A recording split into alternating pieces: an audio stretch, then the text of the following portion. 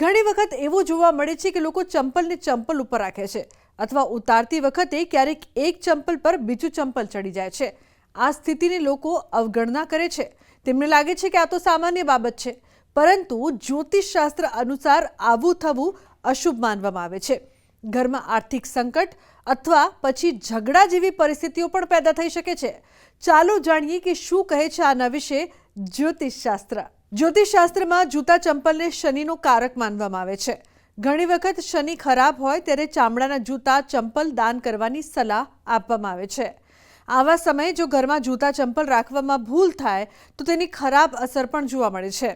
ઘણી વખત લોકો ચંપલને ચંપલ ઉપર રાખે છે. ભૂલથી પણ જો આવું થાય તો આ બાબતને તરત જ સુધારી દેજો.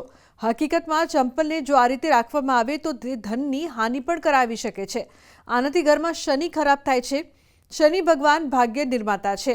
જો તેઓ પ્રસન્ન રહે તો રંકને રાજા બનાવવામાં વાર નથી લાગતી, પરંતુ નારાજ થાય તો 1 મિનિટમાં રાજા પણ રંક બની જાય. આવા સમયે તેમને નારાજ કરવું યોગ્ય નથી.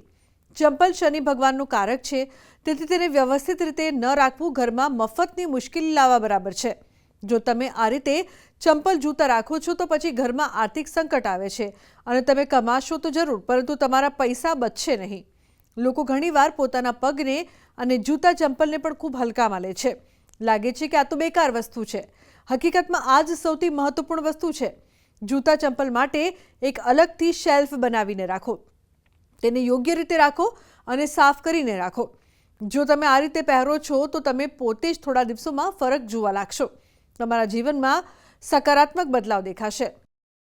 વિશેષ કરીને આપણે દરવાજાની પાસે જ સ્ટેન્ડમાં મૂકતા હોઈએ છીએ, પણ ક્યાંક ને ક્યાંક એ લાઇનમાં ન મૂકતા હોવાથી પણ ઘરમાં પરેશાની આવી શકે છે.